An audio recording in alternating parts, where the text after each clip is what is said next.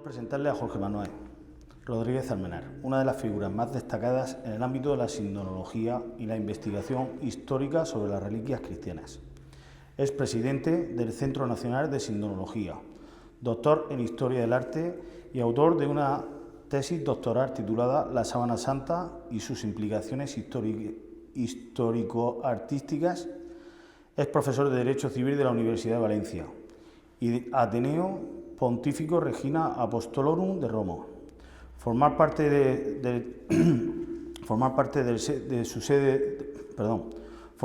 la sede de la Fundación de Lédices, equipo de investigación del Centro Español de Sindonología. Su experiencia es una divulgación extraordinaria, con casi 2000 conferencias impartidas en todo el mundo sobre temas como la Sábana Santa de Turín y el Sudario de Oviedo y el Santo Cáliz de Valencia. Además, ha sido comisario de las dos importantes exposiciones itinerantes, Sábana Santa, un misterio que permanece, y el Santo Sudario de Oviedo. En esta ocasión nos ofrecerá una conferencia titulada El personaje histórico de Jesús de Nazaret, en la que explotará desde su perspectiva rigurosa y multidisciplinar quién fue realmente Jesús en su contexto histórico. Analizará las evidencias disponibles desde el ámbito histórico, artístico y arqueológico, abordando el impacto de su figura en la cultura y el pensamiento universal.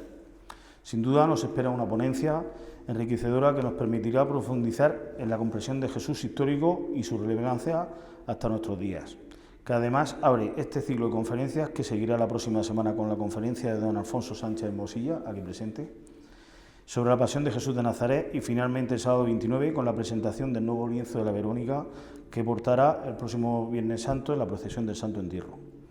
Muchas gracias, don Jorge Manuel, cuando usted quiera. Muy bien, pues muchísimas gracias.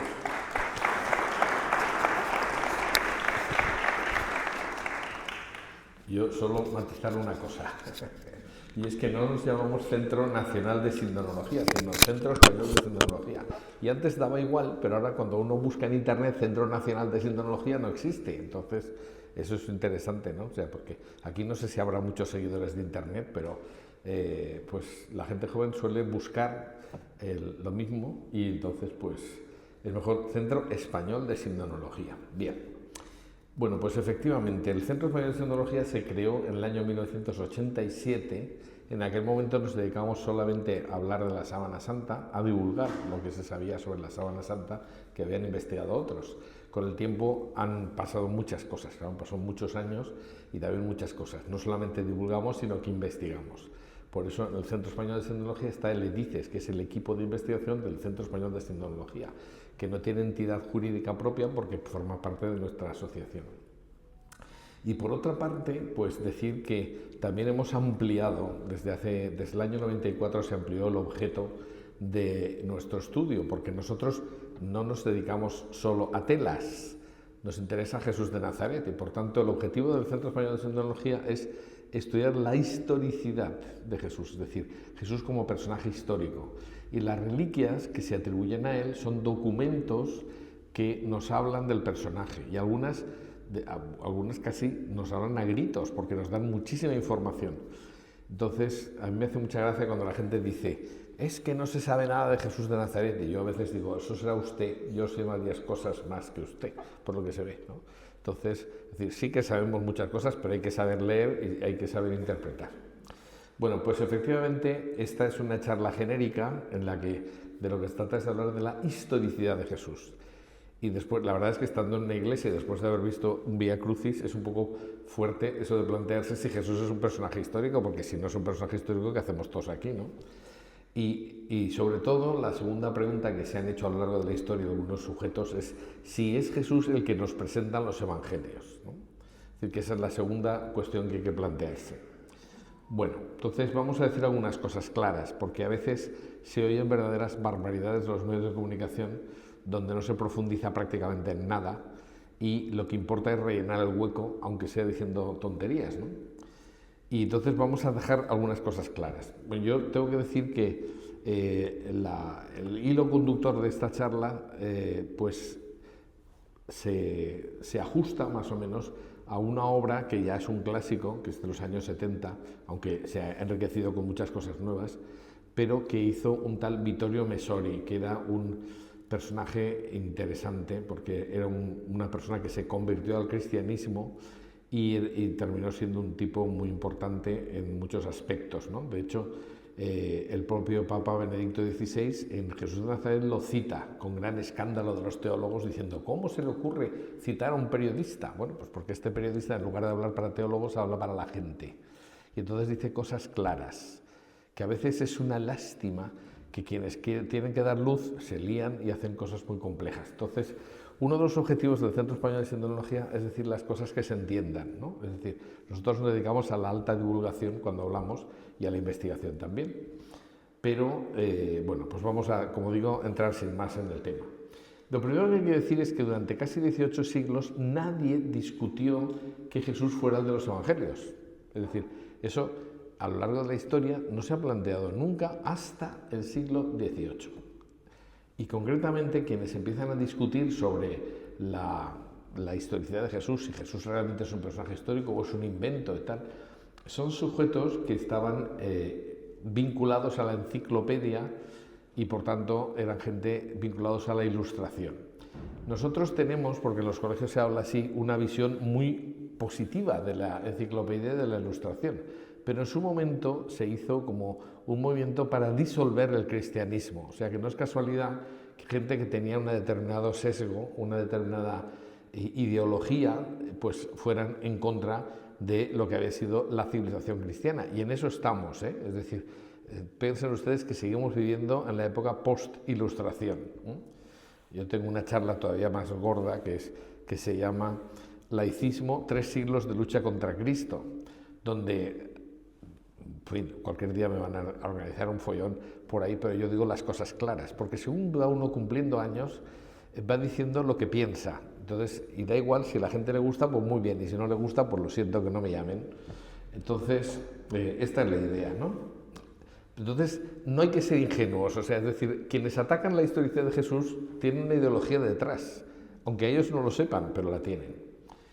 Entonces, como digo, prácticamente los que empiezan a discutir sobre la historicidad de Jesucristo lo hacen desde el racionalismo, es decir, que es una ideología que tiende a pensar que todo aquello que no quepa en la razón del que piensa no puede existir. O sea, por ejemplo, si yo pienso que no es racional que haya un milagro, pues todos los milagros son un invento, porque si no pueden existir los milagros, entonces la pregunta es, ¿eso cabe en tu cabezota?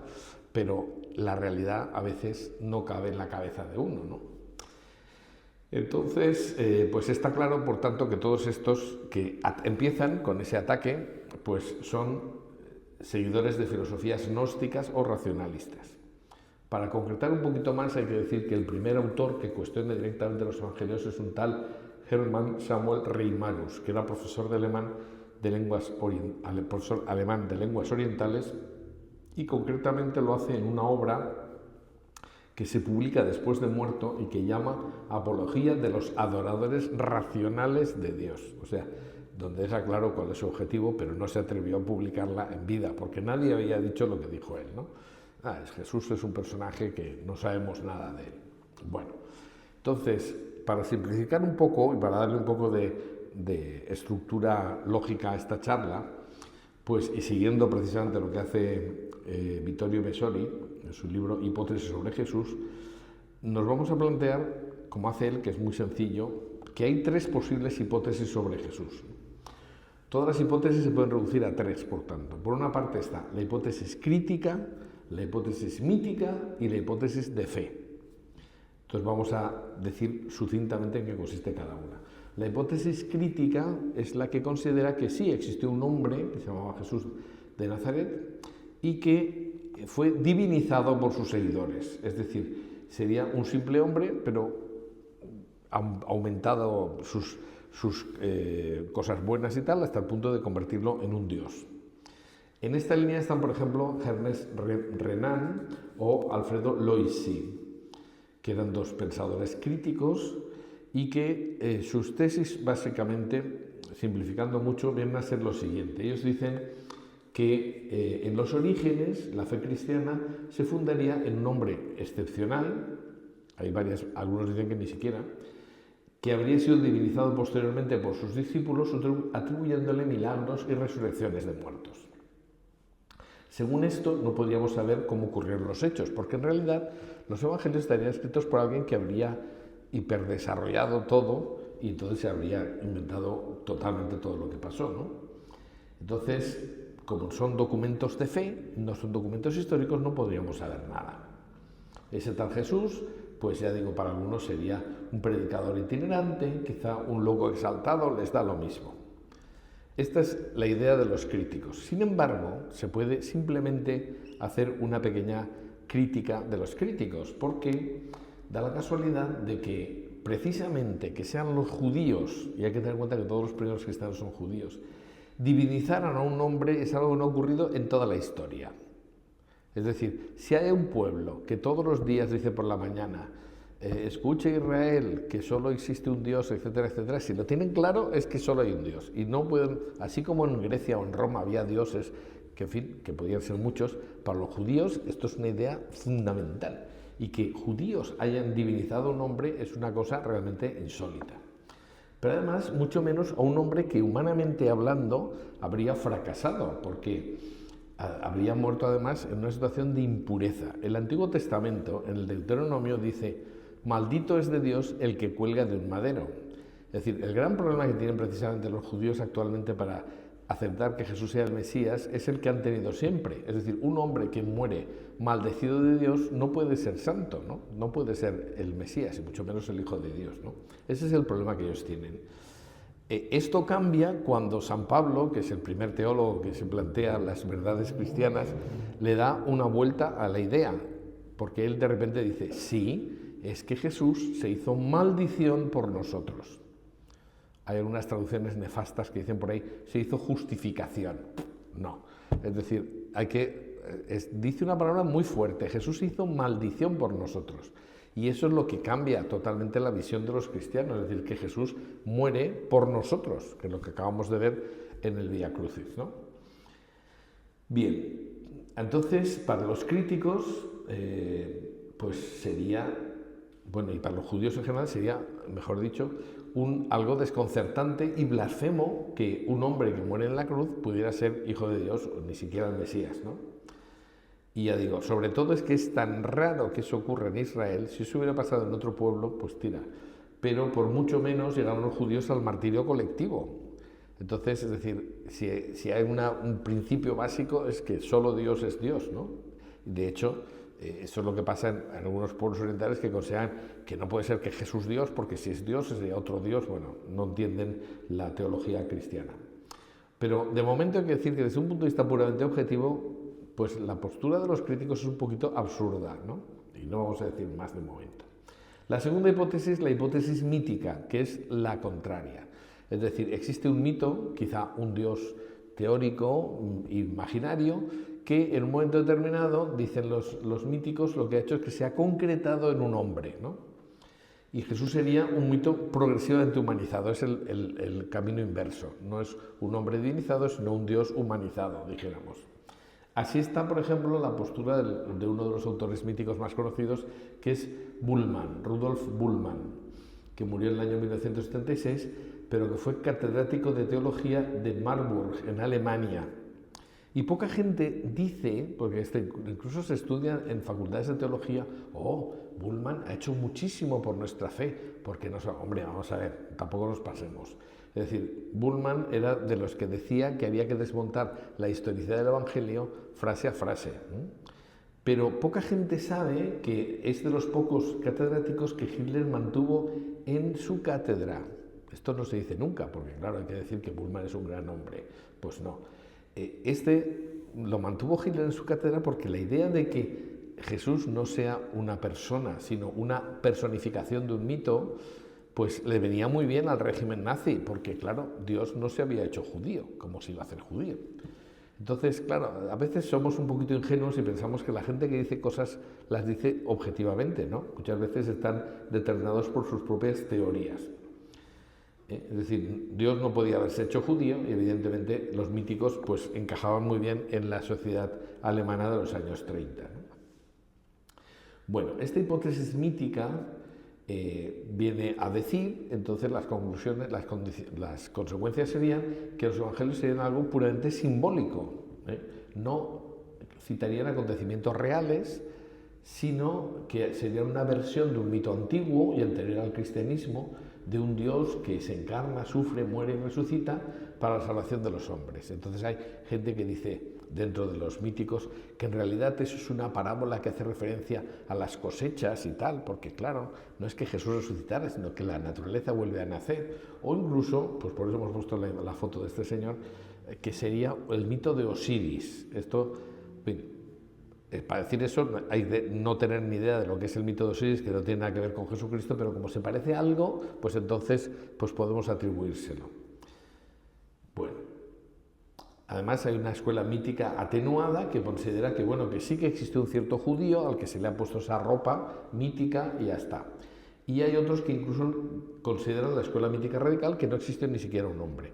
Hay algunas versiones, por eso estamos simplificando, no entrando en detalles, pero como el papel es muy sufrido, se ha llegado a decir que Jesús era el nombre de un hongo alucinógeno que se comían los esenios y que por eso le llaman Jesús. O sea, es decir, que puestos a escribir se puede escribir cualquier cosa.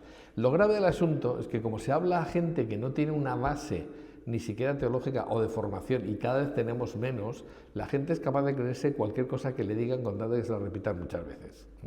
Y no hay más que ver que la inmensa mayoría de las cosas que pasan no ocurren como nos las cuentan en los telediarios, ¿no? Y nos las tragamos, nos las creemos. Entonces, es verdad que, claro, si tú hablas de estas cosas, y hay mucha gente que se ha dedicado, ahora ya no, ahora ya en televisión española, por ejemplo, ya no se habla de Jesucristo, pero hubo un tiempo, cuando todavía teníamos una sociedad cristiana, donde se ponían en duda estas cosas y se afirmaban y no daba posibilidad, no tenías posibilidad de contestarlas, pero bueno, pues ahora tenemos una buena oportunidad de hacerlo. O sea, esta segunda postura es que Jesús es un mito y, claro, la hipótesis mítica sería, pues eso, como hemos dicho, un hombre una serie de ideas que se concretan en un sujeto. Lo que ocurre es que para la creación de un mito se necesita mucho tiempo y la ausencia de testigos. Una de las cosas de las que habla mucho Vittorio Messori es precisamente de que los propios evangelistas muchas veces dicen, vosotros mismos lo sabéis, vosotros lo habéis escuchado, porque estaban hablando a gente que conocía los hechos. Entonces, una mitologización en base a algo que ocurrió hace 300 años, pues puede ser posible, pero algo que los testigos han visto morir a Jesús de esa manera, pues evidentemente no les vas a contar un cuento, ¿no? Entonces, ¿qué ocurre? Que la hipótesis mítica es una hipótesis que se hace en el siglo XVIII, no en el siglo I, en el siglo II, donde había testigos y había gente que dio su vida por las cosas que dice el Evangelio. Nadie da la vida por una mentira. En fin, es que no quiero hacer alusiones a la política porque, bueno, mejor que no. Pero es verdad que, en fin, es decir, hasta un cierto punto se puede engañar a la gente, pero no te puedes engañar tú mismo y nadie muere por una cosa que sabe que es falsa, ¿no? Bueno, entonces, por eso, una de las cosas que dicen tanto los míticos como los críticos es que los evangelios no se hicieron en el tiempo de Jesús, sino varios siglos después.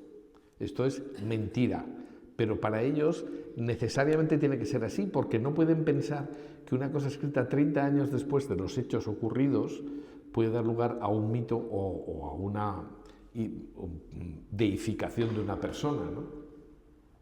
Y sobre todo por judíos, porque en esa época, en los primeros siglos, ya digo que todos eran judíos prácticamente, y cada vez más va a haber más gente que no son judías, o sea, pero gentiles, pero es así que, bueno, entonces los judíos sentían aversión hacia los mitos paganos y además un Dios sufriente encaja muy mal con la idea, porque para los judíos Yahvé es el creador del universo, no es como un Dios romano o griego que estaba teñido de todas las imperfecciones humanas, ¿no? Es decir, los dioses griegos eran como, en fin, como santos encima tampoco eran santos, o sea, tenían sus defectos, sus vicios, etcétera, ¿no? Entonces, no se puede pensar que sea fácil admitir una mitificación o que se trate de un mito encarnado. O sea que desde ese punto de vista racional ahora vamos a profundizar en otros aspectos, pues sería también criticable y un poquito absurdo, igual que la otra teoría.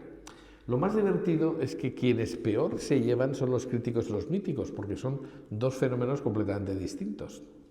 Y si uno lee, como ha hecho gente, leer lo que se publicó en el siglo XVIII, XIX y XX, y principios del XX, pues se puede ver que las obras de los críticos y de los míticos son ataques recíprocos continuos. Es decir, la batalla más furibunda no se libra entre los creyentes y los no creyentes, sino entre críticos y míticos, que se acusan mutuamente de contradicciones, de absurdos e incluso de mala fe. ¿Están de acuerdo? Hay puntos que son puntos comunes que vamos a ver de estas dos teorías y luego nos meteremos en la hipótesis de fe, que es la que realmente nosotros defendemos, ¿no? ¿Qué tienen en común los críticos y los míticos? Primero, el enemigo. Ellos consideran que los evangelios no son históricos, bien sea por una cosa o por otra. Y acusan a cientifismos, es decir, no ser científicos, a los que se decantan por la solución de la fe.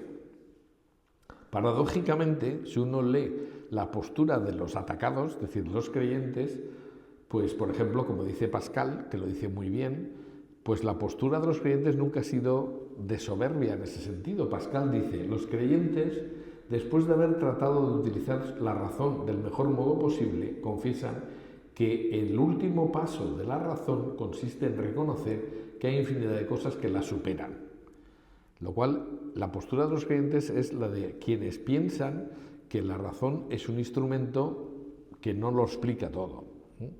Los críticos y los míticos, al revés, consideran que sus argumentos son tan científicos que no necesitan ni siquiera demostración, como vamos a ver. Pero entonces, lo que tienen en común es que atacan el cristianismo como lo dicen los evangelios. Otra cosa que tienen en común es una cosa muy divertida, que es una contradicción flagrante. Es decir, por un lado, subestiman y minusvaloran los documentos cristianos considerándolos no históricos, pero cuando los interesan, toman a la carta algunos versículos para atacar el cristianismo. Les voy a poner un ejemplo. Es decir, cuando Jesús está en Nazaret y está hablando con la gente de su pueblo, que hablan en hebreo o en arameo, es decir, una lengua semita, donde no se distingue la palabra hermano de primo, porque es lo mismo, es decir, no es que es que a los primos se les puede llamar hermanos, no es que se utilizaba la misma palabra, son los parientes próximos. De hecho, es curioso porque en España, que tenemos raíces judías bastante importantes, es el único sitio que yo sepa donde se dice primos hermanos. ¿Por qué decimos eso? Pues porque los hijos de los hermanos, en la cultura judía, se les llama hermanos. Bueno, pues teóricamente esto es una cosa que está perfectamente explicada, que no es materia de ahora, pero que está perfectamente explicada. Pues no saben ustedes la cantidad de gente que ha dicho, Jesús tenía hermanos. A mí, en un programa de televisión una vez tuve que hacer rectificar a un profesor de griego, bueno, que al final me terminó dando la razón. No se podía decir que Jesús tuviera hermanos, pero él lo había afirmado, ¿no?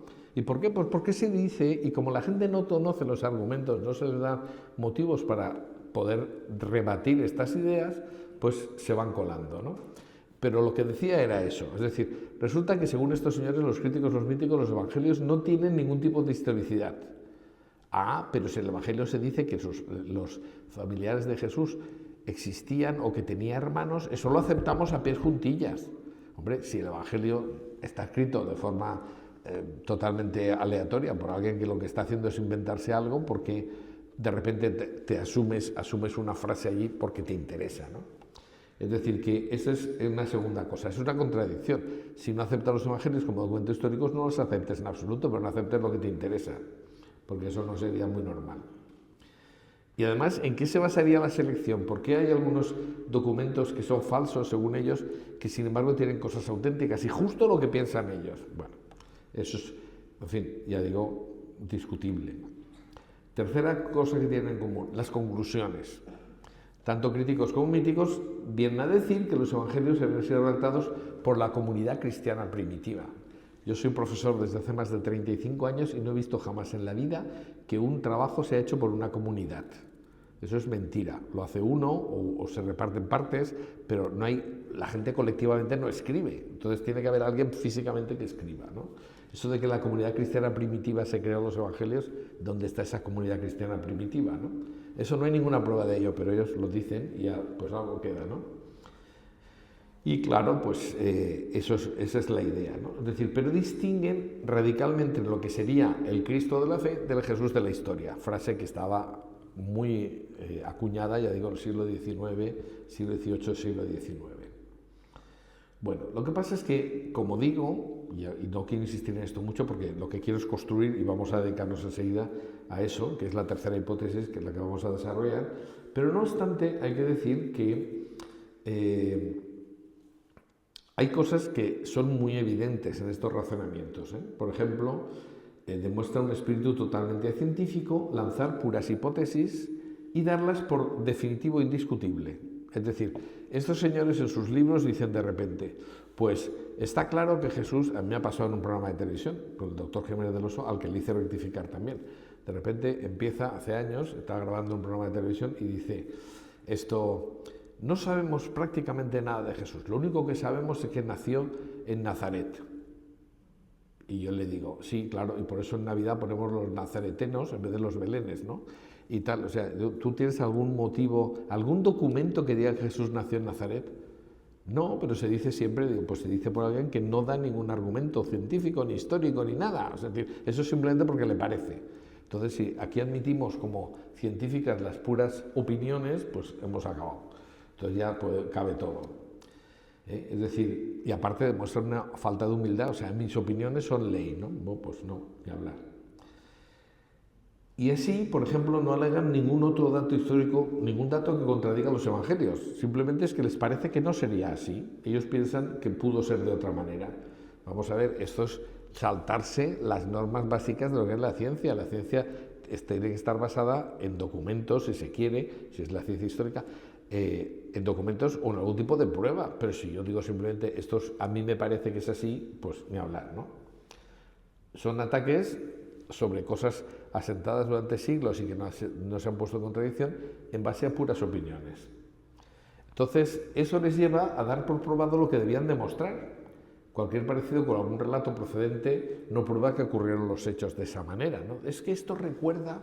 Entonces, precisamente aplicando los mismos criterios que utilizaban los míticos, hubo un señor en el siglo XIX que demostró, según los mismos criterios, que Napoleón era un personaje mítico, que había nacido en un sitio o en otro y era realmente una referencia al traslado del sol y que realmente era una referencia mítica al sol que llegó a su máximo esplendor, etc. O sea, con tipos de argumentos que se pueden probar cualquier cosa, pues eso no sirve de nada. Yo soy profesor en la Facultad de Derecho en Valencia por oposición. Entonces, aunque luego he hecho la tesis doctoral en Historia del Arte sobre la Sábana Santa, yo tengo una formación jurídica, o sea, condenar a una persona por puras hipótesis no puede ser. Es decir, cuando se va ante un tribunal hay que dar pruebas, ¿no? Pues esto es lo mismo. Pero ya se ve que estos no están acostumbrados a esto, ¿eh? Ya digo, se ha hecho con Napoleón y cuela perfectamente. Si valen este tipo de argumentos, vale todo. Por otra parte, como he insistido, no quiero insistir mucho más, hay una ideología detrás. Es decir, la verdad es que yo recuerdo, ya tengo unos cuantos años, recuerdo cuando empezó a ponerse en discusión todo, porque España en los años 60 era católica y de repente nos acostamos siendo católicos, nos levantamos siendo ateos prácticamente, ¿no? Yo quiero, eso es un poco exagerado, y sobre todo en Murcia, que es un sitio donde todavía queda un reducto de cristianos, que es una cosa que a mí me llama mucho la atención. Y además Murcia ha ganado varios puntos, ¿no?, en mi consideración, porque es un sitio donde resiste la fe. Pero si ustedes ven otras zonas de España, impresionante.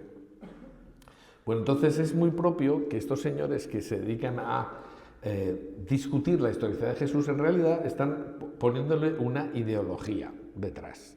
Yo recuerdo, pues eso que decía, en los años 60-70, la gente te decía, no, Jesús fue el primer comunista, otros decían, no, fue el primer anarquista, otros fue el primer feminista, otros fue el primer... O sea, eso de atribuirle a Jesús lo que uno piensa y quiere demostrar, pues es un argumento un poquito débil, ¿no?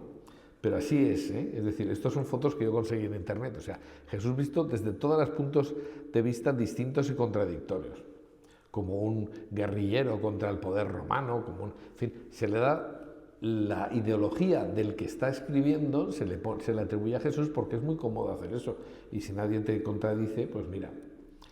Bueno, entonces tampoco hay que ser ingenuos, porque hay una serie de factores que potencian que estas discusiones o estas argumentaciones puedan existir. Por ejemplo, es muy fácil acusar de parcialidad a los creyentes, pero su parcialidad en algunos casos es claramente visible, y si nadie lo dice, pues cuelan, hay cosas que cuelan, ¿no? Es decir, estudiosos supuestamente objetivos, pues afirman lo que he dicho antes, que había que desmontar el Evangelio versículo a versículo, como dice Bullmann. No es casual que todas las corrientes y teorías bíblicas tampoco surjan en Alemania. Es decir, los pueblos tienen a veces un tipo de ideología o un tipo de tendencia, ¿no? En Alemania la gente está acostumbrada a los argumentos racionales abstractos. Es decir, aquí en España pues somos más concretos, es decir, oye, no me vengas con historias y a la práctica, ¿no? A la realidad. Pero en Alemania, piensen ustedes la cantidad de ideologías que han salido que son basadas no en la realidad, ¿no? O sea, pero hay grandes filósofos, porque gente que se dedica a elucubrar, ¿no? Marx, Hegel, Nietzsche, Hitler, en fin, toda esta es gente que ha influido muchísimo. Y además, precisamente, en Alemania se da el luteranismo, no por casualidad. Lutero, bueno, los luteranos actualmente consideran que tu fe, para que sea pura, no tiene que basarse en nada. Es decir, si tú intentas fundamentar tu fe en hechos históricos, consideran que tu fe es débil. Tú tienes que creer en contra de todo y sin ningún tipo de argumentación. Bueno, pues eso es como dejar el cerebro en la puerta de la iglesia, ¿no? O sea, pues hombre, tendrás que entrar y enterarte o ver, ¿no? Bueno, así que, bueno, pues no hay que ser ingenuos, como digo, porque detrás de las personas que discuten la historicidad de Jesús hay personas que piensan con una determinada ideología o simplemente, pues eso, lo que he estado insistiendo, ¿no? Afirman y no demuestran. Pero aún así tenemos que decir que la tercera visión, la visión de fe, pues le debe bastante, en ese sentido sí, a los que han puesto en discusión lo que nunca se había puesto en discusión, porque eso te obliga a que tú mismo fundamentes tu fe. Eso, por ejemplo, lo que hizo Vittorio Messori cuando se convirtió. Él era licenciado en ciencias políticas, o sea, no era un simple periodista, era un señor que tenía una carrera superior y que había estado estudiando y racionalizando muchas cosas, y entonces él se da cuenta de que ¿cómo puede uno ir por la vida sin saber si las cosas que dice el Evangelio tienen o no fundamento? Es decir, que cuando alguien te lo discute te obliga a ponerte en guardia y a ver qué es lo que se puede decir. De verdad, qué es lo que puedes demostrar, ¿no? Entonces, la crítica es lo que hace progresar la ciencia. Entonces, en ese sentido, habría que ser agradecidos, porque si nadie discute, nadie profundiza. Bueno, entonces vamos a la tercera hipótesis, que es la que nos vamos a quedar, la hipótesis de fe. La hipótesis de fe consiste en que los evangelios son verdad y los evangelios nos presentan a Jesús como Dios, como Hijo de Dios, que es lo mismo que Dios. Por supuesto, como el Mesías y tal. Entonces, los evangelios, según esta hipótesis, dicen la verdad, que Jesús es el Señor, porque claro, lo que pasa es que claro, a veces se hacen lecturas del Evangelio sin tener ni idea. O sea, por ejemplo, en griego, Kyrie, que es Señor, se refiere a Dios necesariamente. Entonces dice, cuando dice Jesús es el Señor, dice, aquí no dice que sea Dios, es que en griego eso significa Jesús es Dios. O sea que, y cuando Santo Tomás dice Señor mío y Dios mío, lo está haciendo una redundancia, porque Señor mío ya significa Dios mío, ¿no? Bueno, entonces, los evangelios, según esta tercera versión, dicen la verdad. O sea, Jesús es el Señor y el Mesías profetizado. Y resulta que atacar la historicidad de los evangelios es muy grave, porque la fe cristiana está basada en hechos históricos, en la idea de que Jesús que nos muestra el evangelio es auténtico y que lo que cuentan los evangelios ocurrió realmente. Y ustedes dirán, pues como todas las religiones. No, como todas las religiones no, porque no ocurre así. Ni Buda, ni Confucio, ni otras religiones orientales les pasaría nada si Buda no fuera un personaje histórico, si Confucio no fuera un personaje histórico, es decir, y no digo nada los dioses indios, etc., porque en ellos no hay hechos históricos, sino que hay una filosofía. El budismo, por ejemplo, hay mucha gente ahora que se considera budista sin tener ni idea de lo que es el budismo, y además diciendo verdaderas barbaridades que un budista no diría jamás, pero Buda podría no ser un personaje histórico, y de hecho, si de Jesús se duda, no digo nada de estos otros personajes, de los que no se sabe nada en miles de años. Las primeras referencias de Confucio son 3000 años posteriores a su muerte. En 3000 años puede haber cambiado absolutamente todo, ¿no? O simplemente es una idea de pensamiento que se ha seguido. Es decir, hay supuestas religiones que en realidad son filosofías, y la filosofía esa puede subsistir aunque no haya un verdadero fundador, da igual. Eso no pasa con el cristianismo. Nosotros tenemos ideas que son básicas, especialmente que Jesús nació y vivió en Israel del siglo I y que resucitó después de morir ajusticiado. Como dice muy bien San Pablo, si Cristo no ha resucitado, vana es nuestra fe. ¿En qué creemos si no creemos en que Jesús resucitó? Y ahora nos estamos topando con gente que se dicen cristianos que no admiten la resurrección de Cristo. Entonces yo tengo un amigo que les llama jesusianos. Dice, tú no eres cristiano, eres jesusiano. Es decir, seguidor de un pensador que es Jesús, pero no crees en Cristo como tal. Bueno, pues a partir de aquí vamos a construir. ¿Qué sabemos realmente? ¿Cómo podemos fundamentar nuestra fe, o mejor dicho, la historicidad de los evangelios? Pues a través de fuentes, ¿no? Y vamos a ver 3 tipos de fuentes. El conocimiento del evangelio se apoya, por una parte, en la arqueología, por otra parte, en los textos no cristianos y por otra parte, en los textos cristianos, que son la principal fuente de conocimiento. Vamos a ver, la arqueología. La arqueología no habla directamente sobre Jesús porque Jesús no construyó literalmente nada, pero confirma la exactitud del marco.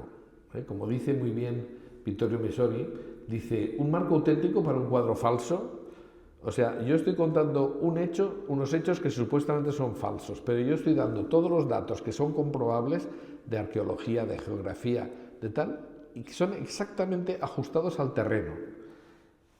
Eso no se puede, por ejemplo, hay cosas tan tontas como que siempre que se habla de que los apóstoles van a Jerusalén, dicen suben a Jerusalén, porque Jerusalén está en una montañita, por tanto, siempre se subía a Jerusalén.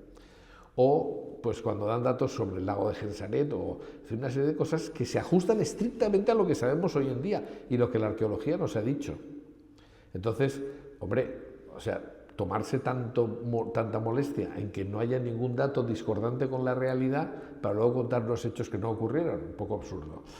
Pero eso se podría decir desde Alemania en el siglo XVI. Pero la arqueología lleva los últimos 150 años arrojando luz sobre todo lo que cuentan los evangelios. La arqueología contemporánea ha asestado un duro golpe a la hipótesis de un Jesús inventado en el siglo II o III, porque en el siglo II o III no estaban los judíos en Jerusalén.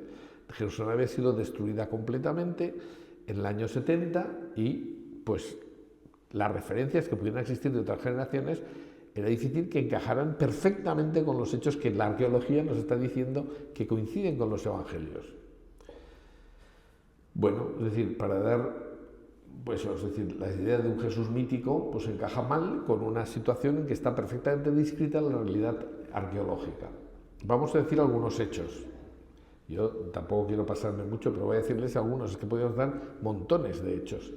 Por ejemplo, se ha discutido por parte de los críticos, los míticos, que existiera Nazaret. Nazaret, decían ellos, corresponde al calificativo nazareno, es decir, que es pues un tipo de personaje que se ha consagrado a Dios, ¿no?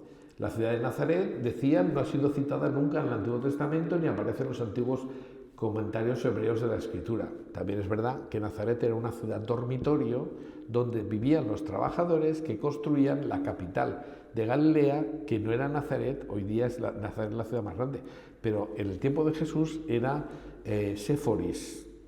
Interesante eso, pero en fin, nos llevaría muy lejos también. Pues bien, pero tan sencillo como que en el año 1962 un equipo israelí dirigido por el profesor Avi Yonah extrajo una lápida de mármol negro en la que había 4 líneas de inscripciones en escritura hebrea cuadrada y que es con toda seguridad anterior al siglo III antes de Cristo, donde se cita Nazaret. O sea, no es verdad. No hay ninguna referencia hasta entonces. Ahora sí que las hay. Por tanto, Nazaret existió y se conocía. No era una gran ciudad, por eso digo, porque era una ciudad donde vivían los trabajadores que estaban construyendo Séforis. Pero desde una a la otra se veían. Seforis era una ciudad levantada sobre una montaña, esa es la referencia que Jesús dice, una ciudad construida en la montaña, bueno, en fin, habla de eso, ¿no?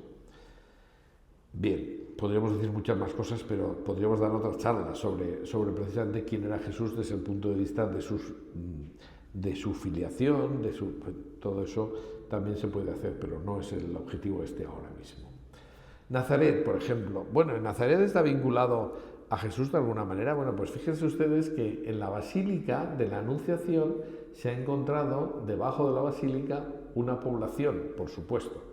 Y los bizantinos, es decir, estamos hablando de en cuanto los cristianos llegan a esa zona, construyeron allí un templo a la Virgen, donde existe en la base de una columna, que yo he visto, escrito, alguien puso una especie de pintada, pero lo hizo rayando esto y puso Ave María.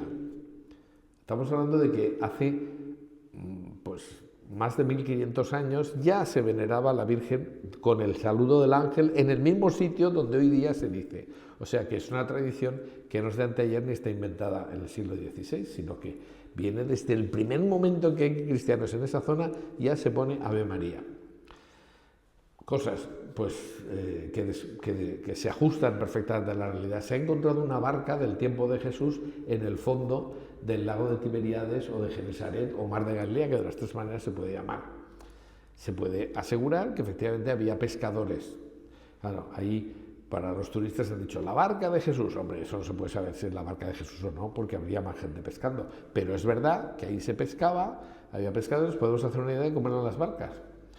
No, pero fíjate, Jesús dice, o sea, dicen los evangelios que en el Mar de Galilea, que es un lago, pues había una tormenta. Oh, eso es una cosa absolutamente desproporcionada. Y entonces dicen los míticos, dicen, no, en realidad lo que pasó es que hubo un cierto movimiento de agua. Y no es que Jesús hiciera un milagro, sino que los discípulos empezaron a tirar bidones de aceite y eso estabilizó el agua. Ustedes saben la cantidad de bidones de aceite que tendrían que utilizarse. Eso sería mucho más milagro que Jesús hubiera parado la tormenta. O sea, en fin, verdaderamente, bueno, pues se dicen cosas así. Pero es que es verdad que es un lago tan grande donde hay tormentas y donde a veces se pica el mar. Hombre, no hay olas de metros, pero es lo suficiente como para que la gente temiera por su vida. O, por ejemplo, Cafarnaúm, es decir, en los años 60 del siglo XX, los franciscanos compraron un terreno donde se suponía que podría estar Cafarnaúm. Y bingo, encontraron exactamente las ruinas de una ciudad con una sinagoga, como la de Cafarnaúm. Hoy día, o sea, se ha visto que la parte de la sinagoga del tiempo de Jesús es la parte más inferior, porque todo es una zona de piedras basálticas, es decir, y además volcánicas, que son negras. Y tiempo después, en la época bizantina, se hizo una sinagoga encima de la anterior, o sea, pero se han encontrado pues, los basamentos de un montón de casas. Y son casas tales como nos describe el Evangelio, ¿no? Se ajustan exactamente a lo que decían los Evangelios de las casas de la ciudad. Había patios comunes, es decir, había pequeñas viviendas que tenían un patio común. Por eso se entiende perfectamente lo que dice Jesús. Cuando una señora pierde una moneda y entonces la encuentra, sale al patio y le dice a las vecinas, es que así eran las casas. Es decir, tenían escaleras por las que se podía subir al tejado y desde ese tejado que estaba hecho de paja y de madera se podía levantar y se podía bajar un paralítico. Sí, señor, porque las casas se ha visto que eran así. Es decir, bueno, pues si las casas hubieran sido de otra manera no encajaría con el Evangelio, pero encaja perfectamente con lo que hay. Es más, resulta que en Cafarnaúm se ha identificado completamente la casa de Pedro, que estaba junto a la sinagoga, y dice el Evangelio que Jesús había predicado en la sinagoga, dice, y salió y entró en casa de Pedro. Es que está a 10 metros. Salió y entró en casa de Pedro. Y efectivamente ahí se dice que era donde Jesús vivía. Todos nos hemos quedado con la idea de que Jesús dice al principio de su predicación que el Hijo del Hombre no tiene donde reposar su cabeza. Pero después, que eso no leemos suficientemente el Evangelio, dice Jesús entró en su casa, es decir, él vivía con Pedro y con su suegra, por cierto, que eso tiene mucho mérito. Bueno, entonces, en el año 68, a poca distancia, encontraron los restos de una construcción que era una iglesia bizantina octogonal, pero curiosamente estaba construida, esta que se ve en la parte baja de la diapositiva, pues se ve un octógono. En la época de los bizantinos, los octógonos indicaban sitio con reliquias. Entonces, justo está encima de una habitación concreta. Es decir, de todas las casas que había en esa zona, pues no se respetan, lo vamos a ver un poquito mejor aquí, no se respetan, en rojo estarían los restos de la construcción de las casas del tiempo de Jesús, el nivel siglo I. En el siglo IV se hace una ampliación, y eso ya son líneas blancas, de una única habitación, se amplía un poco y se crea lo que se llama la Domus Ecclesiae. Y en el siglo V ya se hace la iglesia octogonal, pero siempre encima de una sola habitación. O sea, eso indica, desde el punto de vista arqueológico, yo he estado visitando eso con uno de los arqueólogos más importantes de Jerusalén, que tiene el pobre la desgracia, bueno, acaba de fallecer hace poco, pero tenía la desgracia de ser español, porque claro, los españoles no hemos hecho nunca nada, ni se sabe que seamos inteligentes, ¿no? Los inteligentes son siempre los de fuera. Bueno, pues el padre Florentino Díez, que es el que excavó el Calvario, nada menos, y que encontró la localización del Calvario, y que por eso pues no se habla de él, pero yo he estado con él por Tierra Santa y todo el mundo lo conocía allí porque era una verdadera autoridad. Pues él nos dijo, desde el punto de vista arqueológico, cuando una cosa es de la época de los cruzados, la construcción de la época de los cruzados tienes el 50% de probabilidades de que sea, porque los cruzados a veces pusieron localizaciones donde les parecía, no eran sitios seguros, porque ya llegaron muy tarde. Si es bizantino, si es de la época bizantina, que es cuando ya llegan los primeros cristianos, dice hay un 70% de probabilidades de que el sitio sea ese, pero si es en la construcción del siglo I hay el 90 y tantos % de probabilidades. Eso es lo que ocurre con la casa de Cafarnaúm, de Pedro. Es decir, arqueológicamente es que tiene toda la pinta de que sea así. Y efectivamente los franciscanos compraron el terreno, empezaron a excavar y encontraron todo lo que se encajaba con el Evangelio. Y Cafarnaúm era un sitio donde había unos caminos que eran muy importantes y Jesús, como buen predicador, se pone a predicar en un sitio donde su palabra llegue a través de todos esos caminos a muchos sitios. Bueno, y podemos decir miles de cosas más. Alguna más, por ejemplo, las localizaciones arqueológicas en Jerusalén coinciden absolutamente con lo que dicen los evangelios. Es verdad que la gente que va a Tierra Santa, que les recomiendo que vayan antes de que se mueran, porque hay gente que cree que tiene que cumplir los 80 años para intentar ir a Tierra Santa. Lo que hay que hacer es ir o lo antes posible, ahorra o nunca, ¿no? Como decía aquel. Entonces, pues cuando vas, bueno, hay que esperar a que dejen de pegarse tiros, pero eso no ocurrirá nunca, porque el día que Jerusalén o que Tierra Santa se convirtiera en un sitio absolutamente de paz, se convertiría en un parque temático. Llegarían los americanos, empezarían a poner allí todo tipo de cosas y ya no se parecería en nada a lo que fue. Pero es verdad que hay gente que no conoce, por ejemplo, que las murallas de Jerusalén actuales son medievales y por eso hay cosas que dice el Evangelio que estaban dentro de la ciudad que ahora están fuera de las murallas y al revés, cosas que estaban, pues exactamente, es decir, cosas que están dentro de las murallas estaban fuera. Bueno, no sé las dos cosas, no sé si lo he dicho bien o no, pero esa es la cosa. Entonces, eso hay que saberlo, pero los arqueólogos lo saben, esto estaba antes, esto no, esto encaja todo, es decir, que, por ejemplo, bueno, ahora voy a poner algún ejemplo y no quiero insistir mucho más. Por ejemplo, una de las cosas que cayeron del burro los que se planteaban que, os voy a poner un ejemplo, la piscina probática.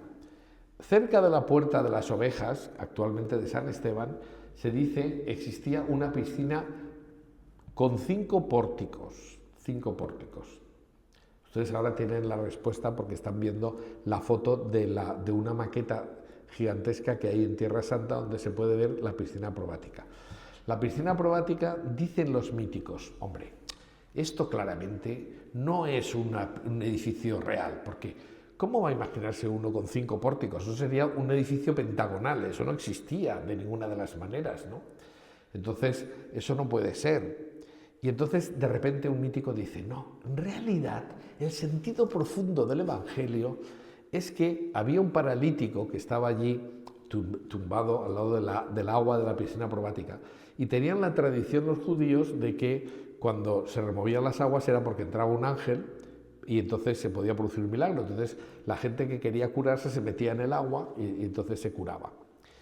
Y claro, dice, bueno, esto está clarísimo, eso es una leyenda, pero es que es una leyenda todo, porque una piscina pentagonal no puede existir. Y lo que realmente Jesús le dice al paralítico es, esos 5 pórticos representan el Pentateuco, los 5 primeros libros del Antiguo Testamento. Y entonces lo que dicen es que el paralítico dice que nadie le introduce en la Biblia, y Jesús le dice que no hace falta porque él lo cura. ¡Hala! Ya te has hecho una cosa muy bonita y te has inventado una cosa. ¿Pero existió una piscina pentagonal? No, existió una piscina con 5 pórticos, 4 laterales y 1 por medio, 5 pórticos. Y los judíos, cogiendo el Evangelio de Juan, han ido allí, han excavado y lo han encontrado. Entonces, claro, es muy bonito imaginarte que todo esto es mítico, pero si existe el sitio, no hay nada más que decir, ¿no? En fin, dice Vittorio Messori, la piscina probatica pasó de los libros de los que refutaban la historicidad del Evangelio a los guías de los turistas que iban a Jerusalén, porque efectivamente todo el mundo pudo comprobar que la piscina probatica existía. Cosas tan sorprendentes como que cuando uno va al Monte de los Olivos hay olivos, pero es que lo más sorprendente es que hay olivos, hay 8 que tienen más de 2000 años y que o bien son algunos testigos de la oración de Jesús en el huerto de los olivos, o bien son retoños, porque aunque los hubieran cortado, los olivos, si tú arrancas las raíces, vuelven a brotar. Por tanto, esos olivos son un testimonio de lo que dicen los evangelios. Si en el Monte de los Olivos no hubiera olivos o no hubiera Monte de los Olivos, es difícil que fueran hechos históricos lo que narran los evangelios, pero mira tú por dónde coincide todo. No solamente eso, se dice que Jesús fue juzgado no en el Sanedrín, delante de los judíos, sino que fue llevado a la casa del sumo sacerdote, Caifás. Y se ha encontrado, porque en Jerusalén, ¿dónde hay una casa que tenga mazmorras? Pues solamente el sumo sacerdote, que tenía una guardia del templo, podía tener un sitio donde tuviera detenidos. Y efectivamente el Sanedrín era el Tribunal Supremo de Jerusalén. Y por tanto tenía la opción de la posibilidad de detener, que los que detienen a Jesús en el Monte de los Olivos no son los romanos. La gente se entiende a poner siempre que hay soldados que sean romanos, no, eran de la guardia del templo. Bueno, pues se ha encontrado el palacio sacerdotal en Jerusalén perfectamente. Incluso había gente que decía que Caifás era un personaje histórico. Ahora tenemos archidemostrado toda la familia de Caifás, pero se ha encontrado hasta su osario, donde están sus huesos y donde pone Caifás en la parte de fuera. También se había discutido detalles del Evangelio, como por ejemplo, no, porque claro, ahí los cristianos se equivocan, porque cuando habla de Poncio Pilatos dice que era prefecto y tenía que ser pretor, no prefecto. Entonces esto está mal, esto está claro que se han equivocado, porque está escrito mucho tiempo después. Y de repente se encuentra en 1961 una lápida que se encuentra actualmente en Cesarea Marítima. Se encuentra una lápida con los restos de un edificio que está dedicado a Tiberio, el Tiberium, por Poncio Pilato, y él se pone allí prefecto de Judea. Es decir, el título que han dado los cristianos cuando escriben el Evangelio era el que tenía, porque era una irregularidad, no tenía que ser ese, pero era el que tenía Poncio Pilato, o sea que era prefecto. Entonces dices, hombre, aquellos clamando que eso era una prueba de la falsedad del Evangelio, resulta que se demuestra lo contrario. O el Calvario del sepulcro, que está en su sitio. Ya digo, el padre, no voy a insistir mucho más, pero el padre Florentino Díez encontró debajo donde está el Calvario la gruta de Adán, que era una cosa legendaria, que se decía que debajo donde fue crucificado Jesús estaba la calavera de Adán y que la sangre de Cristo había redimido a todos los hombres en la persona de Adán. Eso era una leyenda, pero la cueva existía. Y la cueva de Adán la encuentra el padre Florentino Díez. Y además se encuentra al lado el pozo de las oblaciones del templo que los paganos romanos construyeron encima del Calvario, un templo dedicado a Venus. Y encuentran el pozo de las oblaciones, es decir, que los romanos marcaron el sitio de la crucifixión intentando sustituir la religión cristiana que estaba floreciendo por la religión pagana romana, ¿no? Bueno, todo lo que estoy diciendo da para charlas, pero bueno. O, por ejemplo, la tumba de la familia de Herodes en Jerusalén es exactamente como nos describe el Evangelio la tumba de José de Arimatea, que es la que utilizaron para Jesús. Es decir, que tiene una piedra al lado de la puerta, donde hay 2 salas en las que se prepara el cadáver y luego el sitio donde se deja el cadáver. O sea, todo se ajusta a lo que dicen los evangelios. No hay ninguna contradicción. Y todo lo que se va encontrando arqueológicamente demuestra que lo que dicen los evangelios se ajusta a la historia. La precisión arqueológica del relato de la pasión es brutal, no voy a insistir más porque además Alfonso hablará de la pasión de Cristo el próximo día y entonces les dirá algunas cosas, ¿no? Pero la arqueología, las reliquias, el testimonio de la Sábana Santa, con la sorprendente situación de que sea una imagen que donde se entiende es cuando tú ves el negativo fotográfico.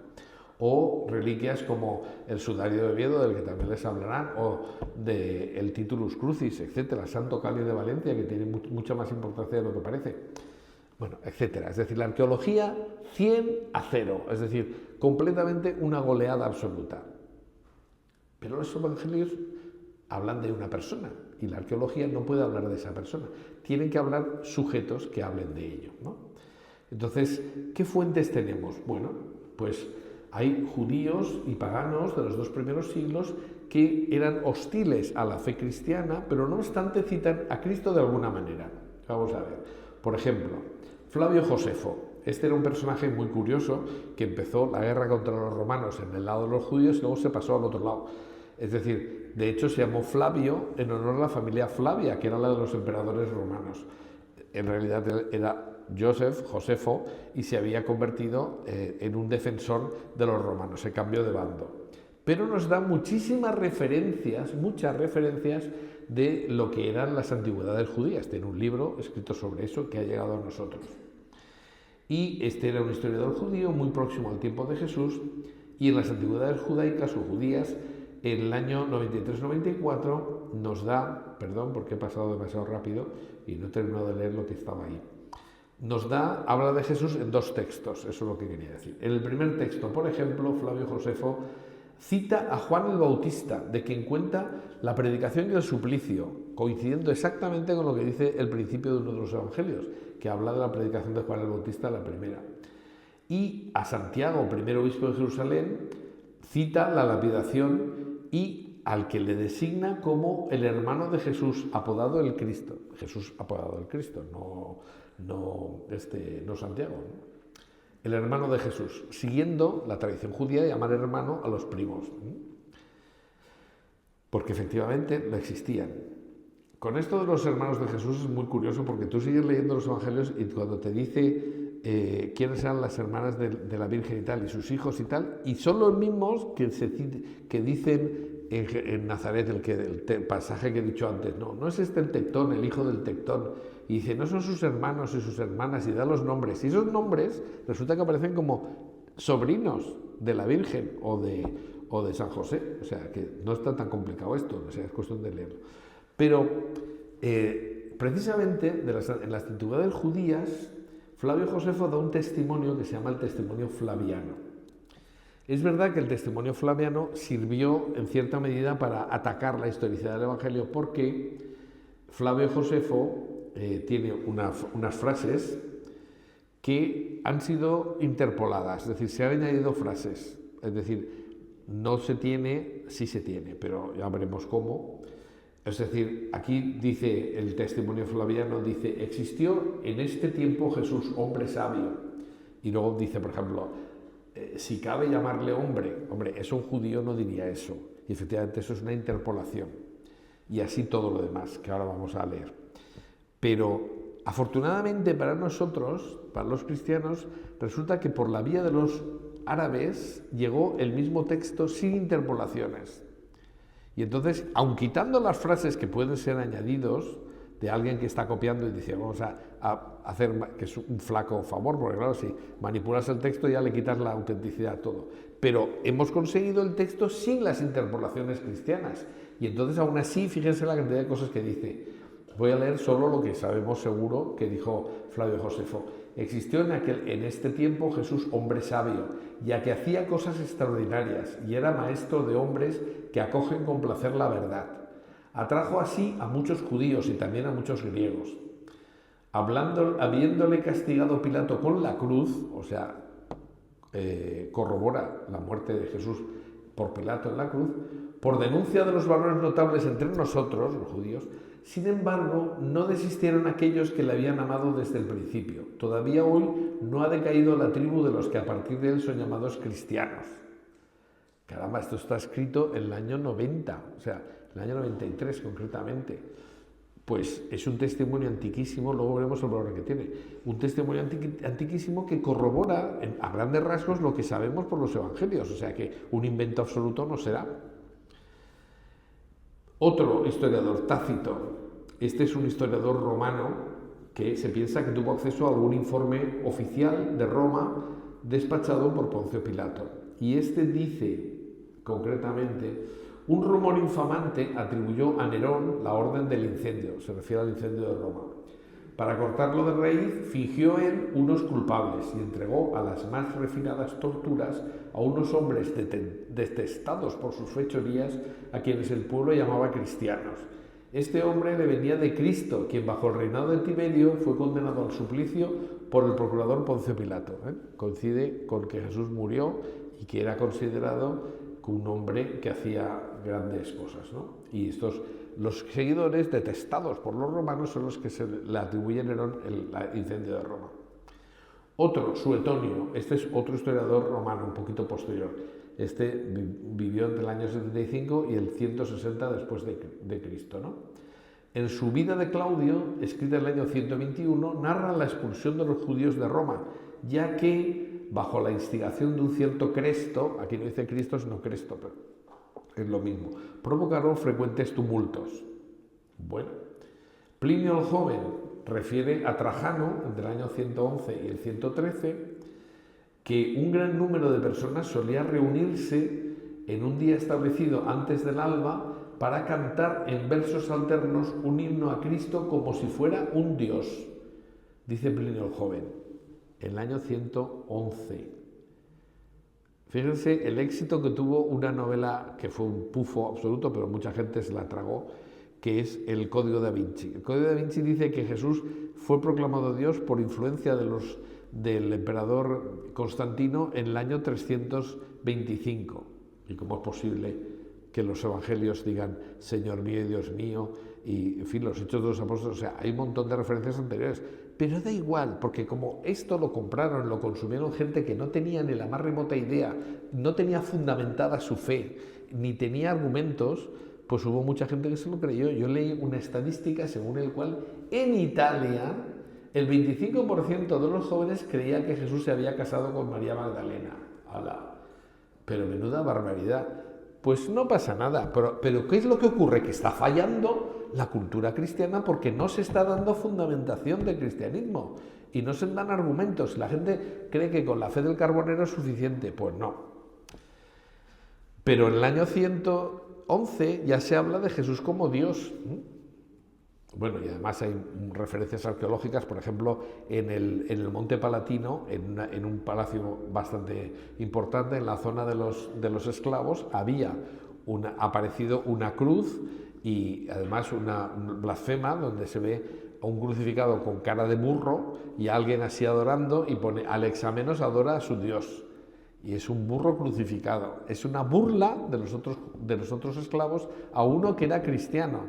Pero dice, uno reconoce en el siglo I que Jesús murió crucificado y que se le veneraba como un Dios, nada menos. Es decir, cuando eso era impensable, según los críticos míticos, eso no pudo ocurrir hasta mucho tiempo después, pero está ahí, hay arqueología.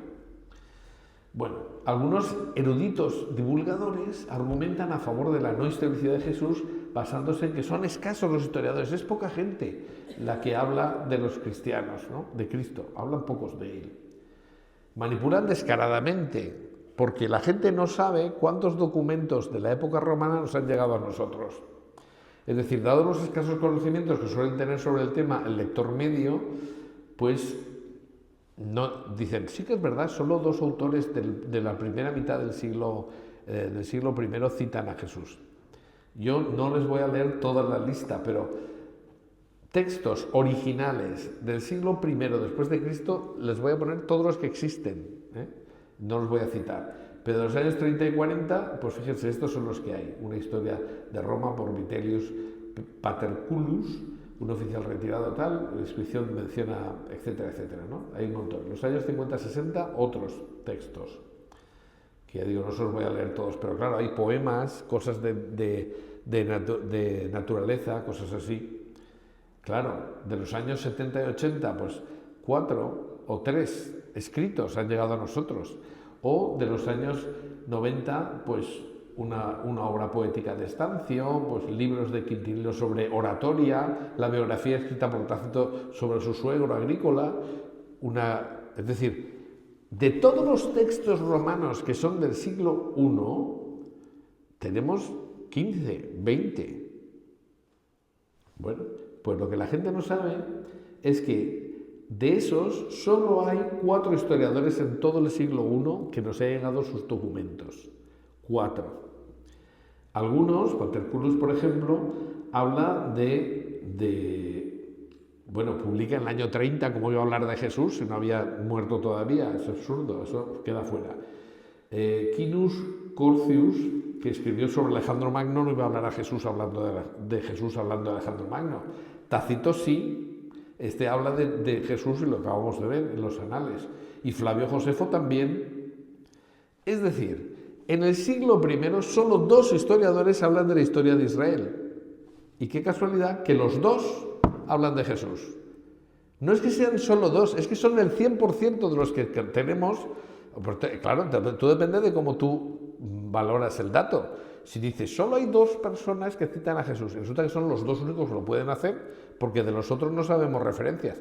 Pero fue tan importante Jesús como para que lo citaran. Hay más, fuera de estos, por ejemplo, vi hace unos días un reportaje en la televisión y dije, bueno, tomé nota, lo que pasa es que no lo he incluido en la charla porque no hace falta, pero hay referencias judías donde se dice que Jesús fue condenado justamente y tal, pero dice que hacía milagros, dice que obraba prodigios con el poder del demonio. Es decir, pero bueno, están reconociendo que obraba prodigios, o sea, que eso no es un invento, es decir, que los propios textos judíos reconocen que Jesús era un hechicero, pero reconocen que hacía milagros. O sea que no es lo mismo decir dos autores que el 100% de los que citan el periodo de Jesús citen a Jesús.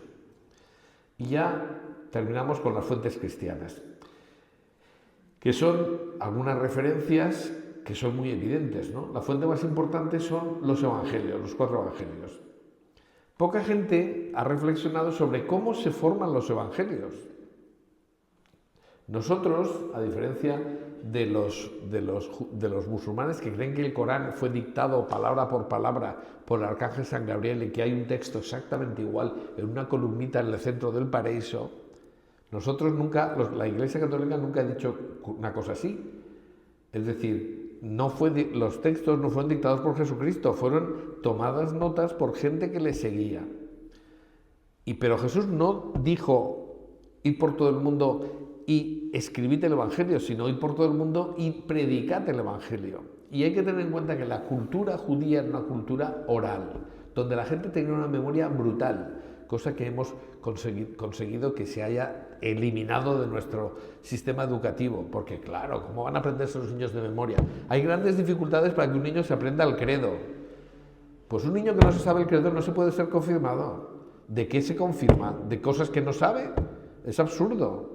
Yo eso lo he visto en Valencia, Es decir, niños que se quejaron y el párroco dijo, bueno, pues que se confirmen si saben el credo. ¿Y entonces de qué se confirman? Pues esto es sentido común, pero bueno, es que claro, es que si no, no se confirmaría nadie. Pues para lo que confirman es que no volverán a misa nunca y que no han ido a misa nunca porque no se saben el credo, no lo han oído nunca y no lo van a hacer, porque ¿para qué se van a aprender una cosa que no van a usar nunca? Claro. Esto es terrible, pero es así. Entonces, el Catecismo de la Iglesia Católica nos enseña que la transmisión del Evangelio se hizo de acuerdo con el mandato del Señor oralmente. Dice el Catecismo de la Iglesia Católica, los apóstoles con su predicación, sus ejemplos, sus instituciones, transmitieron de palabra lo que habían aprendido de las obras y palabras de Cristo y lo que el Espíritu Santo les enseñó. Y después, por escrito, los mismos apóstoles y otros de su generación, en la primera generación, pusieron por escrito el mensaje de la salvación inspirados por el Espíritu Santo. Es decir, la primera etapa es la vida y la predicación de Jesús. La segunda es cuando Jesús les dice que vayan y prediquen el Evangelio. La tercera es cuando se redactan por escrito los Evangelios, probablemente en base a algunos apuntes que ya se habían tomado. Y a mediados del siglo II es la propia Iglesia la que acepta en el canon cuáles son los textos evangélicos inspirados.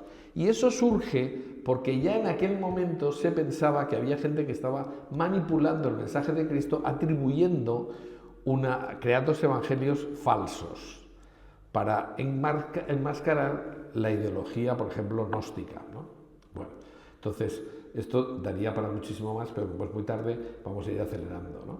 Es decir, antes de estos 4 evangelios que conocemos, Mateo, Marcos, Lucas y Juan, hubo un escrito hebreo de Mateo, escrito en Siria entre el año 33 y el año 40, o sea, inmediatamente después de los Hechos, que se llama el Mateo Authenticum, y ese es el que se inspira Marcos, y con otra fuente que no sabemos, que no tenemos, pero que conservamos lo que se añadió con esa fuente al Evangelio de Marcos, y aparece el de Mateo y de Lucas. Es decir, la Iglesia lleva muchos años estudiándose el origen de los Evangelios, cómo se forman, se conoce perfectamente. La Iglesia Católica es la que ha descubierto muchos Evangelios apócrifos y los ha publicado. Cualquiera puede ver en un libro de la BAC todos los Evangelios apócrifos que existen. No es, como dice el Código da Vinci, un secreto que guarda el Vaticano, porque entonces destruiría todas las verdades de fe. Mentira cochina, o sea, pero eso es falso, pero da igual, porque como la gente no lo va a comprobar, pues da lo mismo. Bueno, entonces, esa fuente Q, el Evangelio, esa fuente viene de Q porque en alemán se dice Quelle, no sé pronunciar en alemán, no sé si se pronuncia así, pero dice, hay otra fuente aparte de Marcos, porque hay cosas que no dice Marcos que sí que dicen Mateo y Lucas, ¿no? Bueno, pues, pero se sabe la genealogía de cómo llegan los textos, ¿no? Ni es un documento que permanezca en secreto, como dice el Código da Vinci, ni tampoco es un documento que está en hebreo, no es verdad. O sea, bueno, hay un montón de cosas que se dicen que son falsas. En cualquiera de los casos tenemos 4 evangelios. Los primeros se llaman sinópticos, sinópticos significa paralelos, porque tú pones los escritos de Mateo, Marcos y Lucas y son prácticamente paralelos, siguen el mismo esquema. Y luego está Juan, que escribe posteriormente. Actualmente ya antes se pensaba que había sido escrito en el año 100. Ahora ya se está pensando que están escritos muy tarde, en el año 90. Juan es el que más vivió de los evangelistas. Y añade alguna reflexión teológica, pero da datos muy certeros. O sea, porque Juan conoce ya los evangelios de Mateo, Marcos y Lucas, y entonces añade algunas cosas. Y cosas que se habían confundido, como por ejemplo, la mujer que llora a los pies de Jesús y le seca, rompe el frasco y tal y cual, dice Juan, esta era María, la hermana de Lázaro al que Jesús resucitó. No era María Magdalena, a no ser que sea la misma, que no hay ninguna duda, ninguna certeza de que lo sea. Es decir, ya la gente empezaba a confundir las cosas cuando en el año 90 Juan escribe para aclarar algunas que estaban. Por eso el Evangelio de Juan es distinto de los otros, porque lo que hace es que añade cosas para complementar las que sí que conocía todo el mundo. Bueno, y vamos a terminar con 3 preguntas. 3 preguntas para ser muy concretos. ¿Por qué hay evangelios no canónicos? Es decir, se ha dicho, no, es que la Iglesia aceptó los que le venían bien y negó los que ponían en duda su poder, porque eso siempre es una cuestión de poder. Dice, segunda pregunta, ¿y no se deformarían los textos originales? Y tercera pregunta, ¿se escribieron lo suficientemente pronto? Pues tenemos respuesta para las 3 cosas. Primero, ¿por qué evangelios no canónicos? Los evangelios no canónicos se llaman apócrifos. Apócrifo quiere decir oculto, pero es que realmente a lo largo de la historia se han encontrado a veces un texto que es siglos posterior a los hechos, donde se recoge un relato que parece que se atribuye a Jesús. Pero ese relato ni había circulado por todo el cristianismo, ni era aceptado por nadie, más que por ese grupito donde se enseñaba eso. Y muchas veces sabemos que efectivamente eran grupos, por ejemplo, los gnósticos, que eran una herejía anterior al cristianismo, y los gnósticos querían legalizar, dijéramos, su filosofía atribuyéndosela a Jesús. Y hay padres de la Iglesia en el siglo II que dicen, ojo, porque hay gente que está escribiendo textos que no son de Jesús y son un timo. Y la Iglesia tendría que aceptar todo. O sea, si ahora escribo yo una novela sobre Jesús y me lo invento todo, dentro de 100 años alguien dice, ¡ay, un texto original! Pero ¿quién ha dicho que es un texto original? No lo es. Entonces ya digo, estos evangelios, por ejemplo, los más graves, dijéramos, son los hallados en Nag Hammadi. Yo he estado en Egipto y he visto no los papiros que están extraídos, pero sí las fundas donde estaban. Efectivamente se encontraron en el valle del Alto Nilo una serie de textos, un grupito, que son estos. Y ahí están todos los que salen todas las herejías, pero son evangelios gnósticos. O sea, por ejemplo, el evangelio donde dice, el evangelio de Judas, el evangelio de Tomás y tal, donde se dice que Jesús besó a María Magdalena, no tienen ninguna fiabilidad, porque esos ni fueron conocidos ni se distribuyeron en ningún sitio, solamente estaban en un pequeño sitio. Y ahí estaban. Entonces, los evangelios gnósticos son el mejor ejemplo de lo que he dicho, ¿no? de que visten a Jesús con su propia ideología porque les convenía. Entonces, como digo, los padres de la Iglesia se quejaron de eso. Y nos dan una idea de lo que pensaban estos grupos filosóficos antiguos, cosa que es muy interesante, pero desde luego no eran cristianos. El criterio que utiliza la Iglesia para considerar que un evangelio son canónicos son, primero, la autoridad apostólica. Mateo, apóstol. Marcos era el que recogió la predicación de San Pedro en Roma, por tanto está recogiendo la predicación de San Pedro, apóstol. Marcos, Lucas, que era el médico de Pablo y que escuchó toda su predicación directamente, y Juan, que era apóstol. Es decir, hay 2 apóstoles y 2 discípulos directos de San Pedro y de San Pablo. Es decir, esos 4 evangelios son los 4 pilares del conocimiento de Jesús. Entonces, no se puede poner al mismo nivel, pues eso, o sea, los libros de JJ Benítez sobre, en fin, que ahora, si con ese criterio que tenemos hablan de Jesús, pues podrían ser también evangelios apócrifos, o sea, no.